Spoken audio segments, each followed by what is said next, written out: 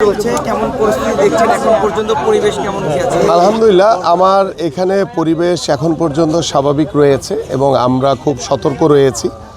যারা উস্কানিদাতা, যারা বিশৃঙ্খলা করার চেষ্টা করছে, যারা ঘরে ঘরে গিয়ে টাকা দিয়ে ভোট কেনার চেষ্টা করছে, তাদের বিষয়ে আমরা সতর্ক রয়েছি। আইন শৃঙ্খলা বাহিনীও সতর্ক রয়েছে এবং ইতিমধ্যে কিছু বিষয় আমাদের চোখে পড়েছে এবং আমরা সেই বিষয়গুলো আইন শৃঙ্খলা বাহিনীর সাথে কথা বলেছি যে আমাদের আগামীর ত্রয়োদশ জাতীয় সংসদ নির্বাচনকে ব্যাহত করার জন্য একটি দল তারা বিভিন্নভাবে টাকার প্রলোভন, বিভিন্নভাবে বিশৃঙ্খলা করে একটি অস্থিতিশীল অবস্থা তৈরি করার চেষ্টা করছে এবং তাদের যে মিথ্যাচার, মিথ্যা প্রতারণার মাধ্যমে সাধারণ মানুষকে প্রভাবিত করার চেষ্টা করছে।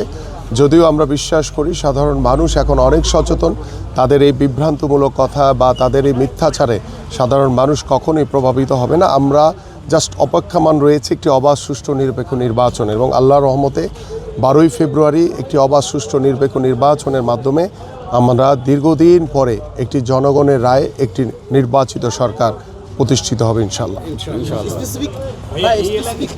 বলতেন যে আসলে ঘরে ঘরে গিয়ে টাকা দিচ্ছে, আসলে কোন দলের আপনার কোনো অভিযোগ আছে? আমি আগেও বলেছি, এখনও বলছি যে জামাত তারা ঘরে ঘরে গিয়ে টাকা দিয়ে অসহায় মানুষকে টাকা দিয়ে তাদের ভোট কেনার চেষ্টা করছে এবং তারা গতকালকে শবে বরাত গিয়েছে।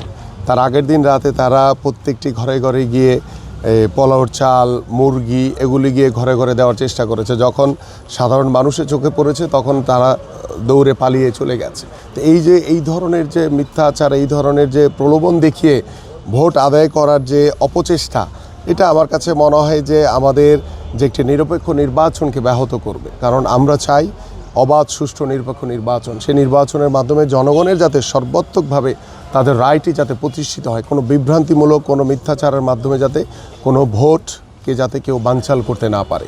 আমরা চাই, ইতিমধ্যে আমরা রিটার্নিং কর্মকর্তা এবং আমাদের যে নির্বাচন কমিশন তাদেরকে বিষয়গুলো অবগত করা হয়েছে এবং আমাদের কেন্দ্রীয় দপ্তরেও কিছু বিষয় অবগত করা হয়েছে, যেটা আনুষ্ঠানিকভাবে নির্বাচন কমিশনের সাথে আমাদের যারা নেতৃবৃন্দ রয়েছেন তারা কথা বলছে।